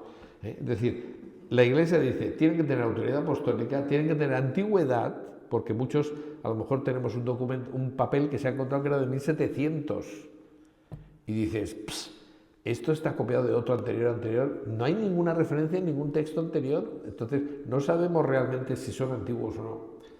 O la aceptación universal, es decir, si esos textos no circularon por toda la Iglesia es porque no eran aceptados por toda la Iglesia. Entonces, bueno, podríamos decir muchas más cosas, pero es decir, esto tiene su explicación. La segunda cuestión, ¿no se deformarían los textos? Bueno, la tradición oral es esencial en el judaísmo, como en el Islam. Los niños musulmanes que se creen a pies juntillas lo que dice el Corán, se lo aprenden de memoria. Imagínense ustedes, nosotros que no hacemos que nuestros niños se aprendan nada de memoria. Consecuencia, tenemos un pensamiento fluido, que puede ser cualquier cosa, porque me suena algo, pero a ver lo que me dice la inteligencia artificial, horroroso.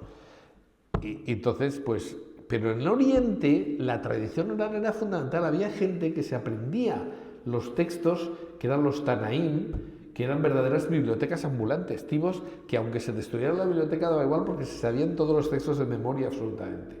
Pero además Jesús es un buen maestro y orador y utiliza trucos de orador para que se recuerden sus palabras, ¿no? Entonces, por ejemplo, paralelismos.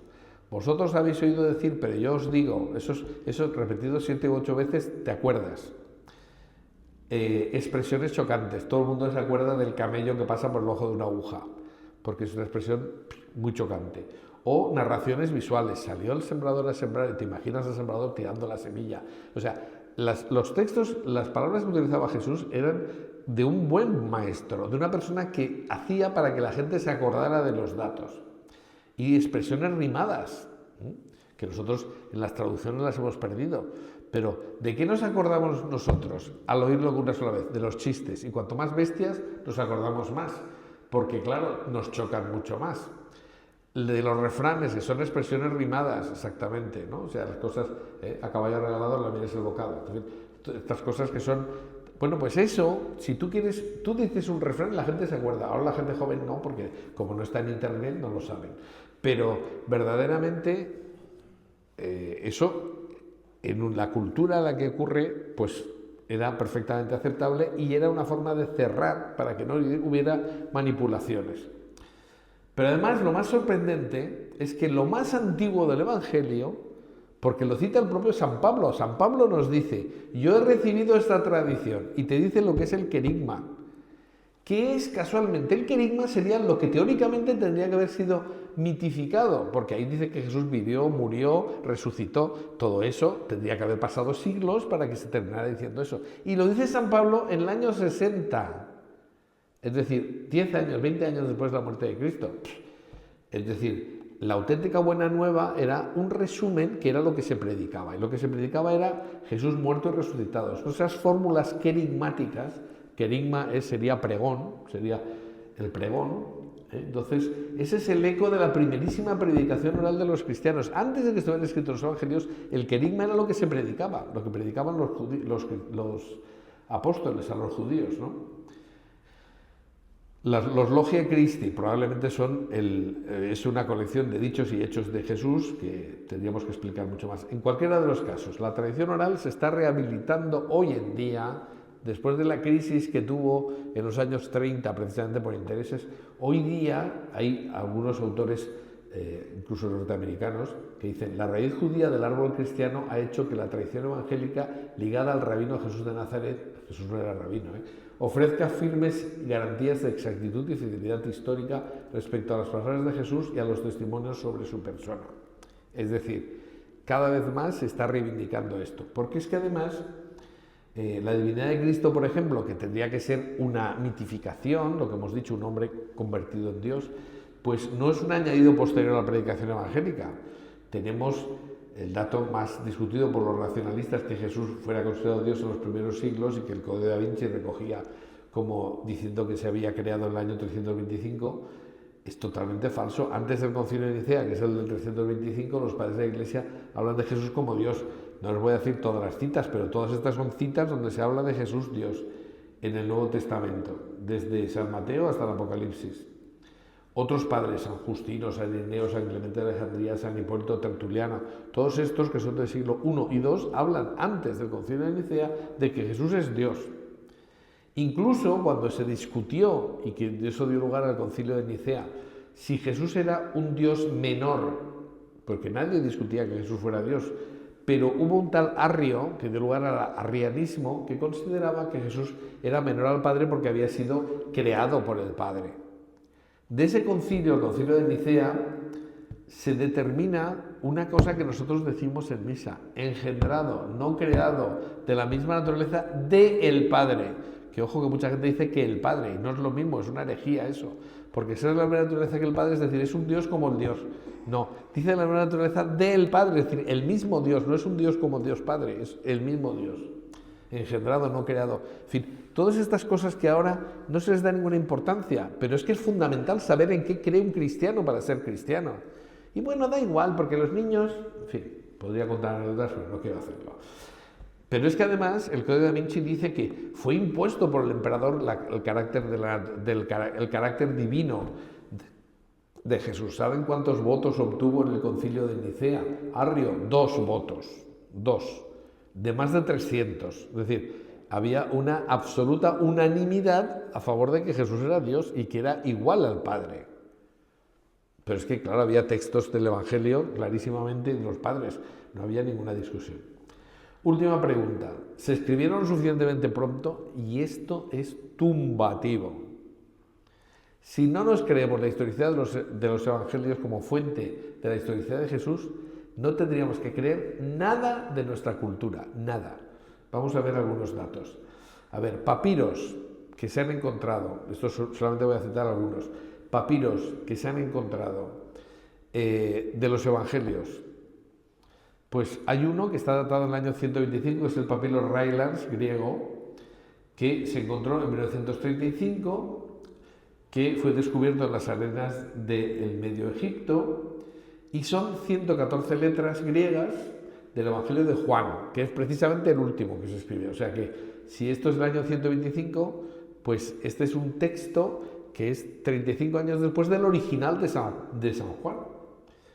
Pero el Evangelio de Juan es unánimemente considerado como el último escrito en el Nuevo Testamento. Y además se ha demostrado que este fragmento encontrado en Egipto es copia de un original griego escrito en Éfeso en torno al año 100. O sea, eso es una copia de la copia directa del Evangelio de Juan, nada menos. Bueno, pues, o sea, antiquísimo. Ahora luego veremos la comparación con otros textos. Bueno, pues en plena discusión, esto es muy gracioso, en plena discusión, en los años 30, sobre si los evangelios eran un texto histórico o no, aparece en el papiro Reynolds y resulta, no se lo van ustedes a creer, el texto que se recoge aquí es precisamente un fragmento del diálogo de Pilato y Jesús. Y entonces Jesús le contesta a Pilato, dice, luego, ¿tú eres rey? Y Jesús afirma, sí, como dices, soy rey. E insiste, yo para esto he nacido y para esto he venido al mundo, para dar testimonio de la verdad. ¿Qué se leía en el fragmento? Para dar testimonio de la verdad. O sea, parece que sea pues hecho adrede, ¿no? La providencia, digo, ala, a ver si os enteráis de que esto existe y que esta es la época. En fin. En la segunda mitad del siglo XX se han hallado además importantes evidencias. Se han descubierto manuscritos que corroboran al pie de la letra los textos de los evangelios canónicos. Hay diferencias, una coma, una mayúscula, en fin, todas estas cosas que pueden variar. Pero hoy en día nadie coloca el Evangelio de Marcos más tarde del año 65, que eso es 30 años después de la muerte de Jesús. A ver, el Centro Español de Sinología se creó en el año 87. Yo me acuerdo al pie de la letra de frases que tuve yo con la fundadora del Centro Español de Sinología. ¿Te acuerdas de lo que te dijo tu padre hace 30 años? Claro que sí. Ah, pero 30 años se manipuló mucho. Pero vamos a ver, cuando tú has hecho de esas palabras tu vida, ¿no te vas a acordar de esas palabras? ¿Desde cuándo tenían que ser manipuladas, no?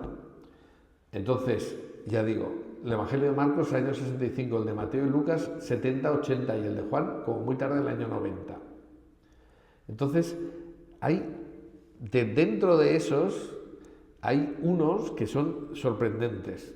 Yo he tenido la suerte de participar en una conferencia conjunta con el padre O'Callaghan. El padre O'Callaghan era un jesuita que descubrió un papiro del que voy a hablar un minuto ahora. ¿Qué ocurre? Que es el papiro 7Q5. Esto vale la pena detenerse un minuto en ello. ¿Qué pasó? En el año 70 Tito sometió y destruyó Jerusalén. Y los esenios intentaron poner a salvo sus textos, pero no fueron los únicos. También debieron algunos otros en cuevas, guardaron en unas tinajas cerca del sitio donde estaban los esenios, pero no todas las cuevas eran de esenios, como vamos a ver. Colocaron en una serie de ánforas y tal, manuscritos para salvarlos de la destrucción de los romanos.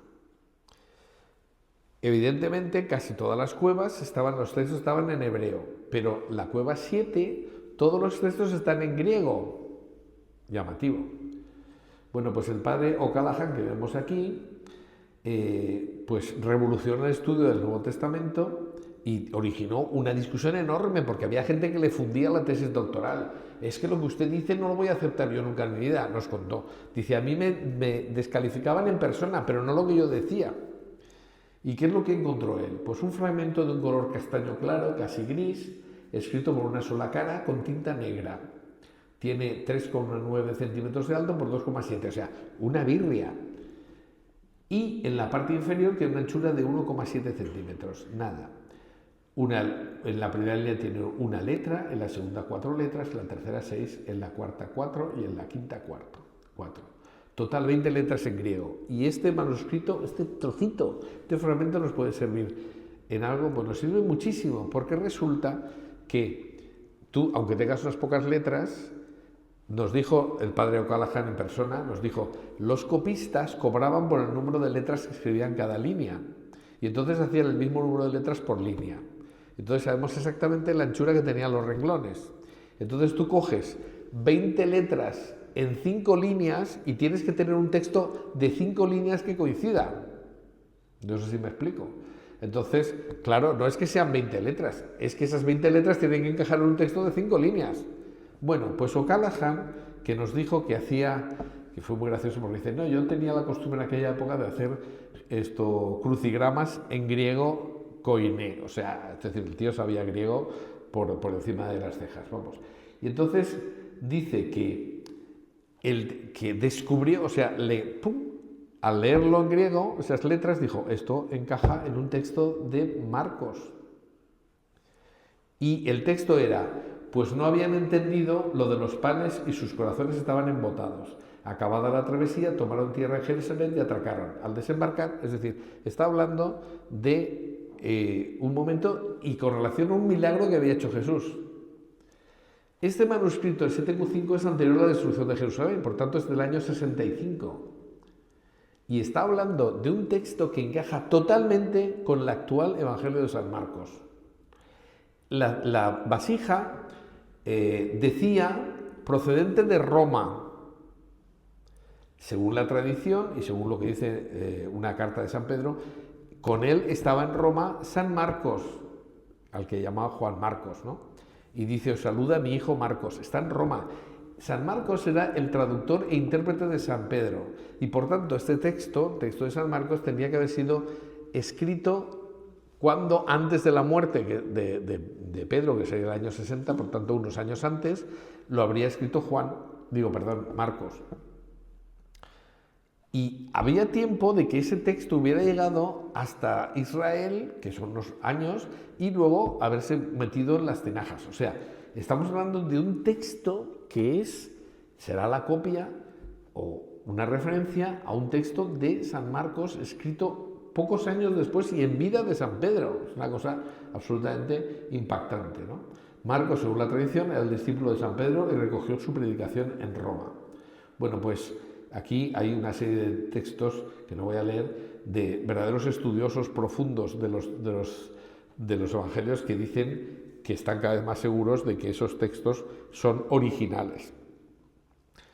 Es decir, estamos hablando de fragmentos que todo lo que conocemos encaja exactamente con el mismo texto que tenemos nosotros de los evangelios. Y estamos hablando de textos escritos 10, 20 años después de los hechos. De los 4 evangelios juntos tenemos un documento, el Evangelio íntegro de San Juan, ese es del año 150 después de Cristo. Pero de los 4 evangelios, cuando ya la Iglesia está libre, existe el Codex Sinaiticus, que tiene el texto íntegro de los 4 evangelios. Eso nos puede impresionar más o menos, pero es que si comparamos con otros textos, la cosa es brutal. La diferencia entre los evangelios originales y los primeros manuscritos completos son como mucho de 100 años. Si nosotros nos vamos a textos de otros autores de la civilización, por ejemplo, el griego Esquilo, el texto más antiguo que habla de él es de 1500 años después, no 20, 1500. De Sófocles, 1400 años, el manuscrito más antiguo. De Platón, 1300 años después de que él existiera. De Eurípides, 1600 años. Es decir, nos fiamos de lo que dicen de un señor que estaba muerto 1600 años cuando se escribió el papelito que nos ha llegado a nosotros, y no nos fiamos de una cosa que está escrita 10, 20 años, 30 años después de los hechos. Es absurdo. Entonces, ningún libro de la antigüedad, dice Thiel, que es un erudito sobre el Nuevo Testamento, dice, ningún libro de la antigüedad ha sido transmitido con tanta exactitud, abundancia y antigüedad de manuscritos como el Nuevo Testamento. Tenemos más de 4.680 manuscritos anteriores a la legalización de la Iglesia, 4.680. De estos autores clásicos hay un documento, un papelito, un manuscrito, y tenemos de los evangelios 4.680.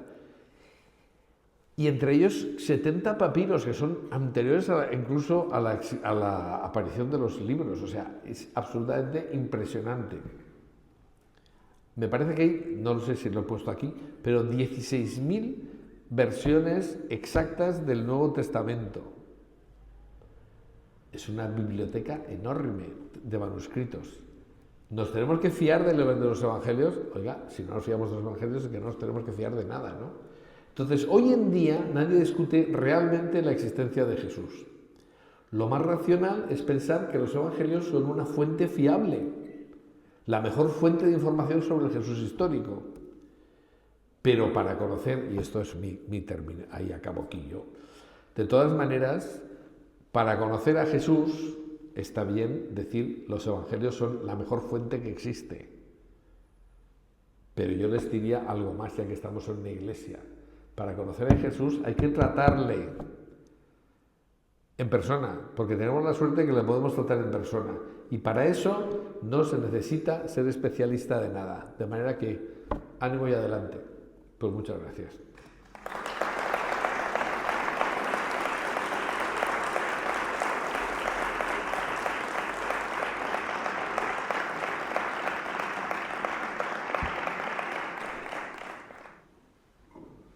Bueno, pues muchísimas gracias, José Manuel, por tus palabras. Si había dudas de que Jesús existió, creo que no lo has terminado de... Espero, porque después de hablar hora y media, si nadie me ha creído, sería muy frustrante. Ahora, vosotros que sois los estudiosos, y aquí tenemos varios miembros del Édice, ya sabéis lo que os queda. Es decir, que la sábana santa y el sudor de Oviedo, aparte de ser del mismo cuerpo, fueron de él.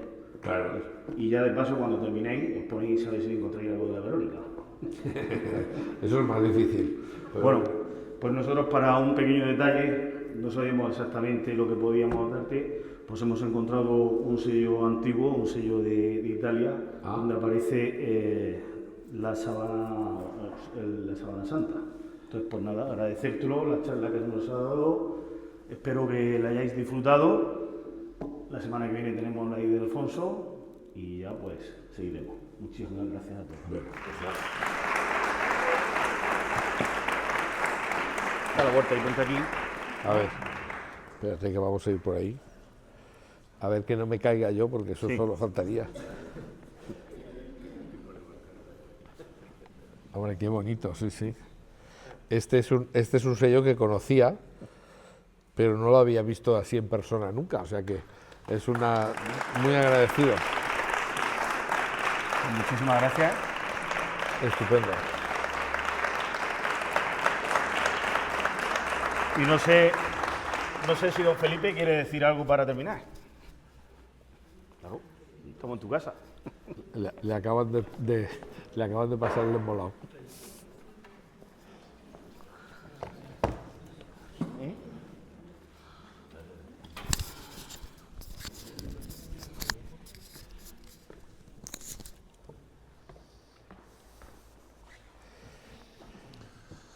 Que no siempre tiene que hablar un cura, ¿eh? Y menos después de la conferencia. Gracias en primer lugar por ese sutil hilo entre la fe y la ciencia. No siempre es fácil. Podemos caer en ese racionalismo, podemos caer en esa ilustración pura y dura, donde el sentido del misterio se desvanece. Y por otro lado, pues también podemos caer en ese fideísmo, ¿no? También, si no nos formamos, si no damos razón de nuestra fe, pues no sirve absolutamente de nada. Y por eso, sobre todo, gracias por recordarnos la insistencia en que tenemos que estar formados y la insistencia de que tenemos que dar razón de nuestra fe con argumentos, y con argumentos sólidos. Y luego, en segundo lugar, pues también darte las gracias, aunque es verdad que uno se vuelve loco con tanto papiro, con tanto escrito, con tanto libro, pero hay que hacerlo. Sobre todo el sentido importante que ya en su momento San Lucas, al principio del Evangelio, él mismo lo dice, he perdido mucho tiempo en intentar encontrar todos los documentos posibles para que esto sea lo más histórico posible. Es decir, el propio Lucas da al principio de su Evangelio un sentido en el cual él ha gastado muchísimo tiempo en intentar recopilar, tanto a nivel escrito como a nivel oral, para crear un evangelio acorde a la historia. Y por eso, bueno, pues te agradezco también, es verdad que los escritores no cristianos quizás siempre son los más reconocidos y los más argumentados, pero también estos otros escritores y esta formación de los propios evangelios, donde ellos no pretenden otra cosa que no sea que dar razón histórica de que Jesús realmente existió. Por eso, pues esa doble gracias, por recordarnos la necesidad de formarnos y recordarnos también pues esa historicidad de este personaje. A mí me gusta decir, cuando este tema lo trato en la universidad, que estamos en el top 1, ¿no?, de los personajes históricos más importantes o más influyentes de la historia de la humanidad. Pues Jesús es del que más se ha escrito, Jesús es el que más se ha pintado, Jesús es el que más se ha esculpido.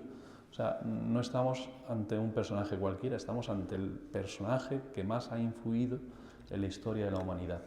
Y conocerlo a través de la historia, pero como ha dicho al final, en ese pequeño alegato, a que la intimidad con Cristo es la que nos hace conocerlo. Y aquí es donde entra ya la función quizá de un teólogo, que es verdad que muchas veces nos enrollamos tanto que ocultamos el misterio, que no desvelamos realmente lo que el misterio es, pero esa profundidad preciosa de encontrarlo en la oración, de encontrarlo en los sacramentos, de encontrarlo a través de los escritos formativos, de la propia catequesis, y en definitiva tener ilusión y tener ese ánimo de querer encontrarnos con Cristo para que transforme nuestra vida y para que nos haga ser otros Cristos, para que nos haga ser cristianos. Bueno, pues muchas gracias por esto, porque yo no quería hablar, pero muchas gracias por vuestra atención, por esta noche tan especial, tan importante también para la parroquia. Y os animo a que la semana que viene, que van a ser los últimos momentos de la vida de Jesús, que posiblemente sea lo más histórico, porque los evangelios se escribieron al revés, se escribieron por la pasión. Entonces, pues lo más histórico y los últimos momentos de la vida de Jesús, pues tendremos la oportunidad de poder disfrutarlo también el próximo viernes a las 8:30 de la tarde. Muchas gracias. Pues gracias.